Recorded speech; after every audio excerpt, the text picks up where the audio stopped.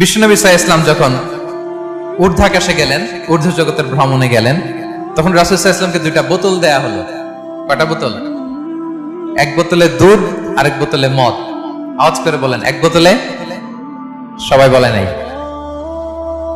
আওয়াজ করে বলুন তো, এক বোতলে, আরেক বোতলে, একসাথে বলুন, এক বোতলে, আরেক বোতলে, উচিতু বিইনাআইন। রাসূল সাল্লাল্লাহু আলাইহি ওয়াসাল্লাম বললেন, আমাকে দুটো বোতল দেয়া হলো। ফি আহাদিহিমা লাবান, একটায় দুধ, ওয়া ফিল আখারি খামর, আরেকটায় ওয়াইন মানে মদ। এটা দিয়ে জিবরাইল আমাকে বলল, ফাকিলা লি খুয আইয়াহুমা শিতা, নবী হে, যেটা ভালো লাগে নেন। অপশন দিয়ে দিল, চুজ করেন কোনটা নেবেন, দুধ না মদ। রাসূল সাল্লাল্লাহু আলাইহি ওয়াসাল্লাম বলেন, ফা আখাযতু লাবানা ফাশারিবতু, আমি দুধের বোতল নিলাম এবং সেটা পান করলাম। ফাকালা হুদিতাল ফিতরা, আসছে ফিতরাত।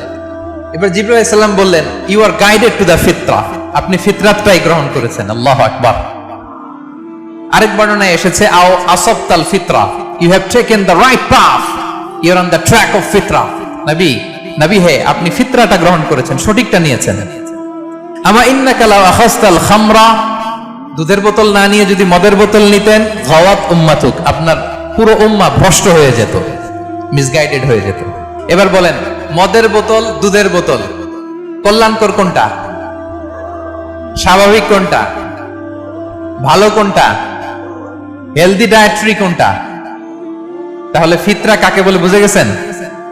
টপিকটা নরম হইতেছে, নরম হচ্ছে, সহজ হচ্ছে। তাহলে পৃথিবীতে যেটা কল্যাণকর, যেটা ভালো, যেটা রুচিসম্মত, সেটাই ফিতরা।